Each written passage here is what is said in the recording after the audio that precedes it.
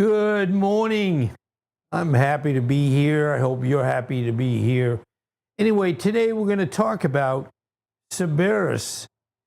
Now, the interesting thing, you might say, who the heck? I know some people would know, especially if you're a gamer.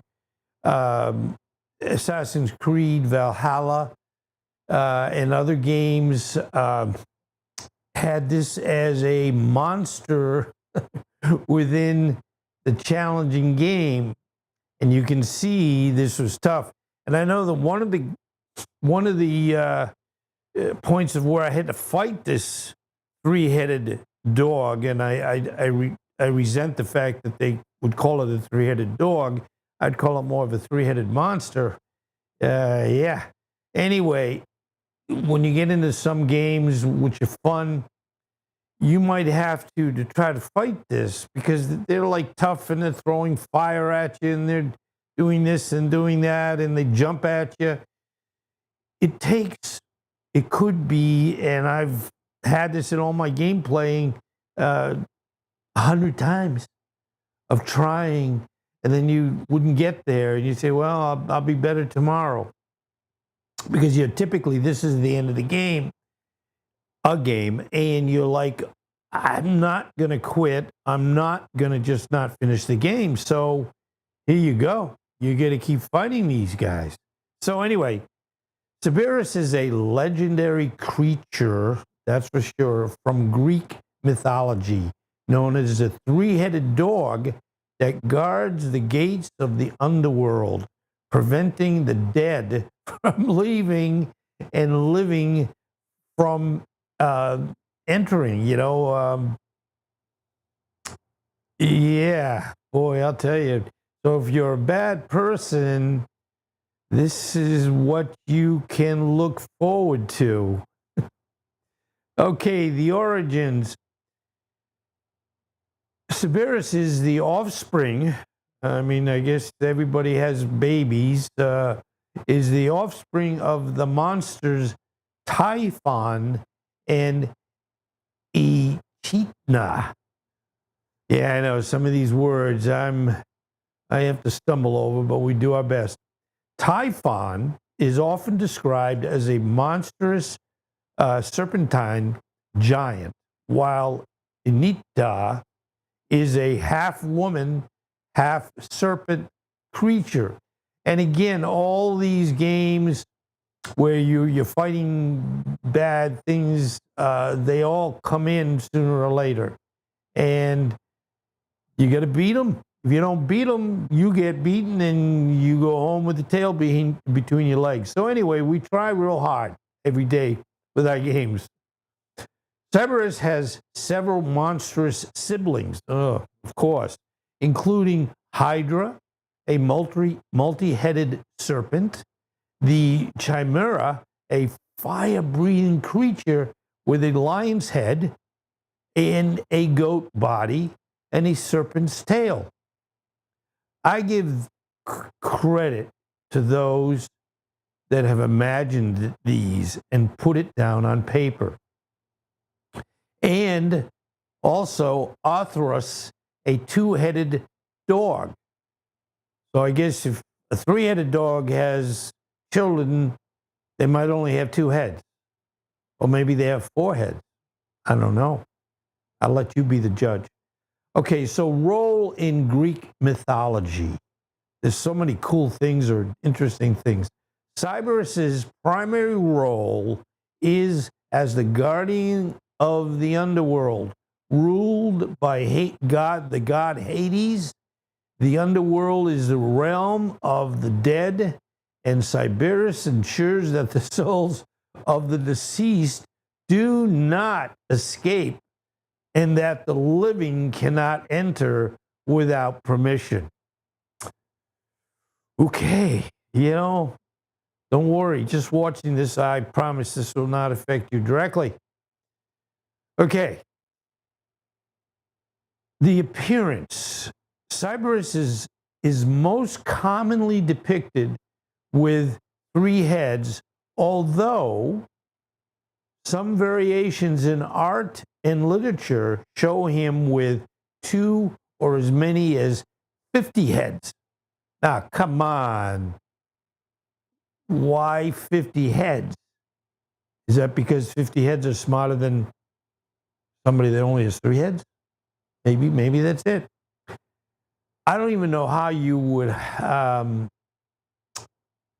create the image for Cerberus having 50 heads.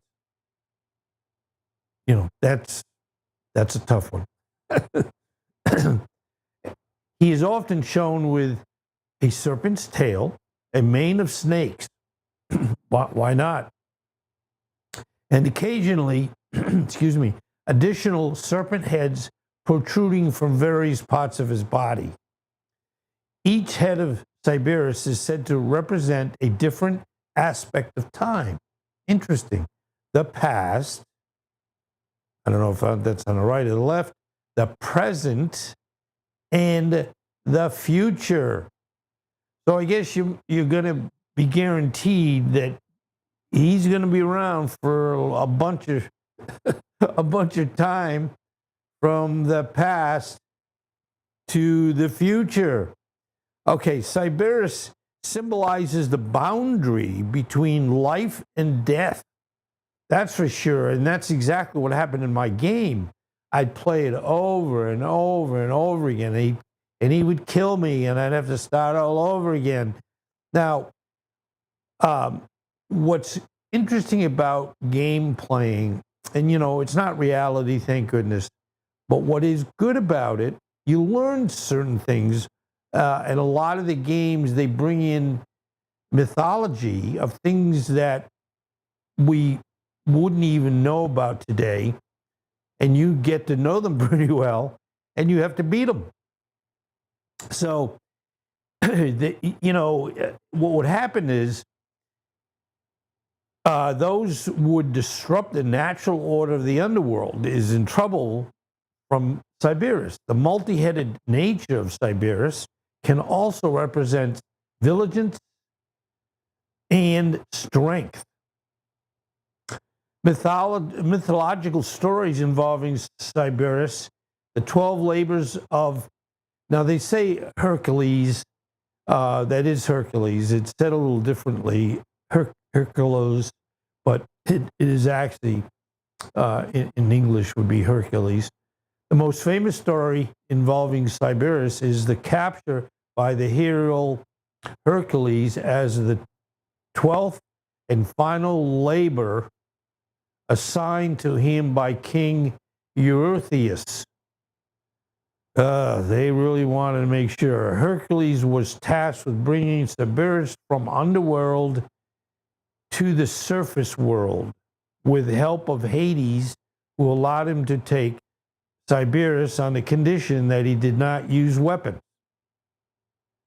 Hercules wrestled Cerberus into submission and brought him to Eurystheus, who was terrified and immediately ordered Hercules to return the beast to the underworld. It's a little unfair. Hercules had to fight to get this animal, bring the animal to him, and then he says, never mind. So, other mythical references. Cerberus appears in various other myths and stories, often as formidable obstacle that heroes must overcome when venturing into the underworld. Orpheus, the legendary musician, is said to have charmed Cerberus with the lyre, allowing him to enter the underworld to retrieve his wife Eurydice. In the story of Psyche and Eros, Psyche was able to pass by Cerberus by giving him a honey cake. Okay, as advised by the goddess Demeter. What do these guys do all day? Anyway, okay, Cerberus has been depicted in numerous works of ancient Greek and Roman literature, including the Aeneid by Virgil and the Divine Comedy by Dante Alighieri. In visual arts, Cerberus has been a popular subject in sculptures, paintings, and pottery, often showing alongside figures like Hercules or Hades. Okay, in modern references, Cerberus continues to appear in modern literature, film, and video games. There you go. And often serves as a symbol of the underworld or as a formidable guardian. And that's exactly what happened. You know, you want to finish these games because you paid a lot of money, $59.95 maybe, and so you just keep trying it over and over again. Thank goodness it just doesn't say, well, you have one try or you have 10 tries. You can do 1,000 tries. Never got to 1,000, but it got me up there.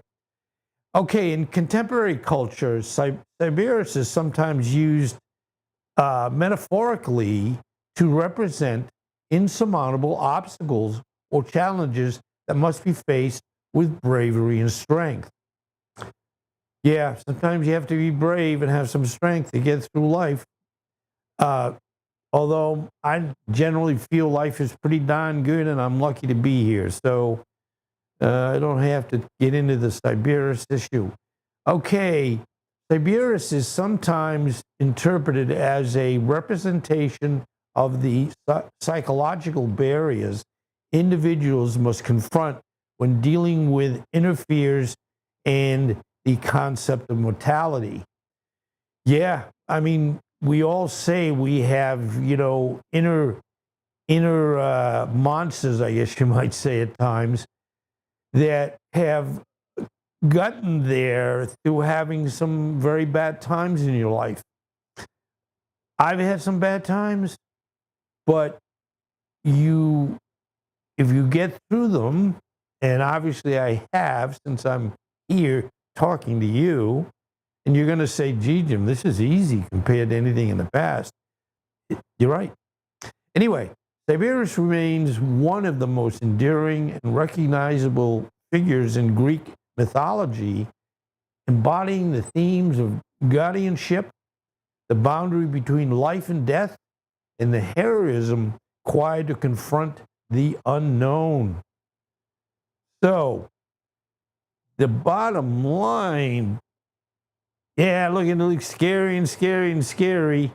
I hope you learned something today, and luckily you have an issue where they're not going to come after you, so you're okay. And at least my showing you what Cerberus looks like, you know who to look out for, and make sure you don't get involved with them. You've heard of bad people. Well, Cerberus is a bad monster. So beware. Keep looking behind you. Don't go out in the dark. And don't have fun. No, go ahead and have fun. That's okay. Anyway, thank you very much for being here.